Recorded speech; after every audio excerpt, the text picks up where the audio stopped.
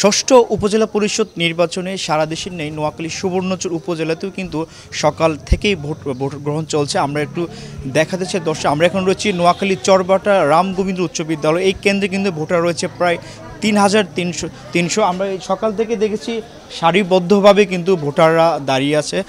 ঝড় বৃষ্টি উপেক্ষা করে কিন্তু ভোটাররা তাদের ভোট কেন্দ্রে এসেছেন। আমরা একজন ভোটারের সাথে কথা বলতে চাচ্ছি। আপনি কখন এসেছেন?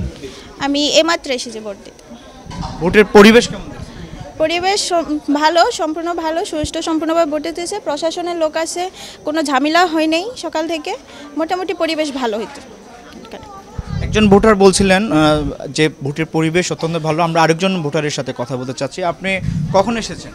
এই মাত্র এসেছি। ভোটের পরিবেশ কেমন লাগছে? ভালো। ঝড় বৃষ্টি উপেক্ষা করে ভোট দিতে আসেন, কেমন লাগছে ভোট দিতে? ভালো লাগতেছে।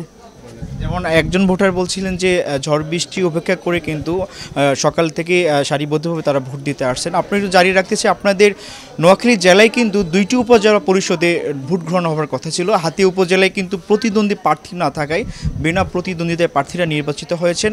নোয়াখালী সুবর্ণচর উপজেলায় 8টি ইউনিয়নে মোট 61টি কেন্দ্রে প্রায় এখানে ভোটার সংখ্যা রয়েছে 2 লাখের অধিক। এখন পুরুষ ভোটার রয়েছে 1,19,000 এবং নারী ভোটার রয়েছে 1,56,000।